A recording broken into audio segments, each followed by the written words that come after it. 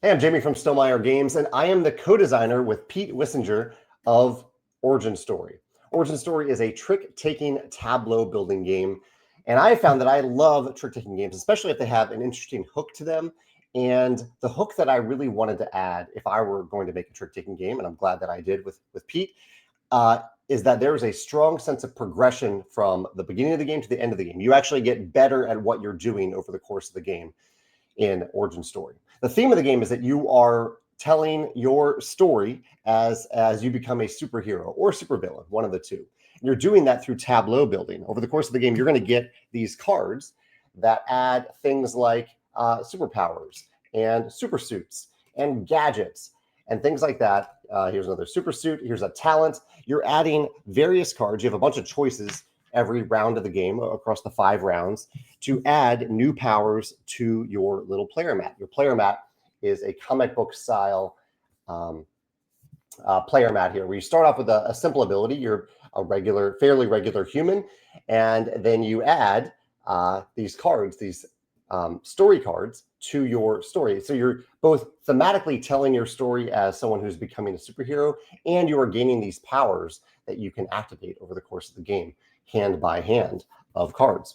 At its heart, though, it is a trick-taking game. And so if you've played a trick-taking game before, you will understand the core of the game very simple, in a pretty easy way, where one player is going to play a card into a trick. So if I lead off with a green 2, then all other players, if they have a green 2, will need to follow with or if all other players have a green card, they need to follow with a green card.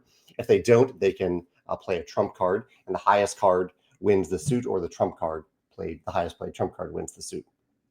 And so you play that trick by trick, hand by hand over 5 rounds. So my number one favorite mechanism is the idea that this is a trick-taking game with a strong sense of progression, thanks to this tableau building, engine building aspect of the game. And it's a system where you have a limited number of stamina. You have these stamina tokens that you use to activate these abilities that you end up putting on your mat. And even your starting ability has 2 potential slots for stamina.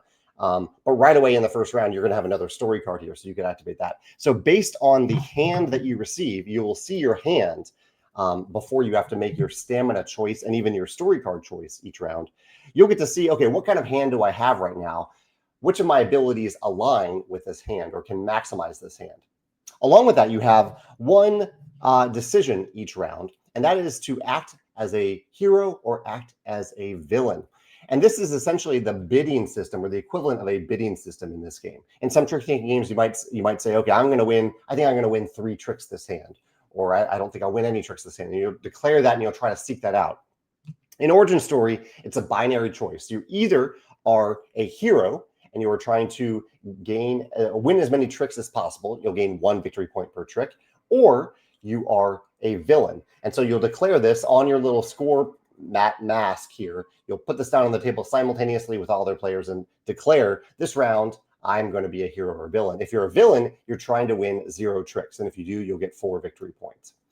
And kind of a magic trick of a wheel here, if you change your score, it changes on both sides. So you can see this on that side. You flip it over, it's also still 14. And then at the end of the game, you'll declare the hero that you've been this whole time, or that you've emerged and become over the course of the game. So yeah, I like that you're leveling up over the course of the game thanks to the tableau. You're getting better at what you're doing, but you still have choices each hand based on the cards that you receive, because the cards that you receive are random. You have the choice as to which abilities that you want to activate. You have this big reveal at the end. You also have an event in the middle of the game.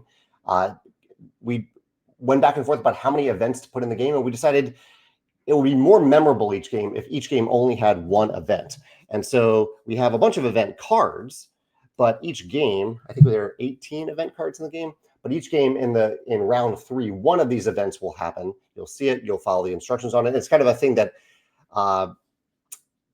changes thematically and mechanically changes that round of the game. Here's a race against time, or a team selection, or a power shift. So these kind of iconic superhero style things, comic book story style things are happening in the middle of the game. And all this plays in about 45 minutes. You could probably play faster than that once you know how to play. So it is a game that is a little meatier than just a quick filler trick-taking game.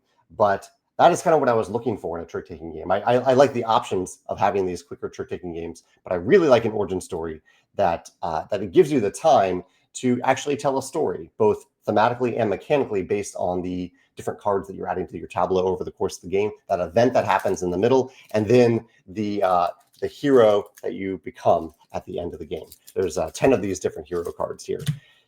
Yeah, those are my favorite mechanisms in Origin Story. We're going to talk about it a little bit more in a video with Pete as well. But yeah, I look forward to hearing your thoughts on Origin Story when you get the chance to play it. And if you can think of any other trick-taking games, because there are a few that have a little bit of progression over the course of the game, if you can think of another trick-taking game that has a sense of progression and engine building for making you feel more powerful at the end of the game than at the beginning, let me know about that in the comments below.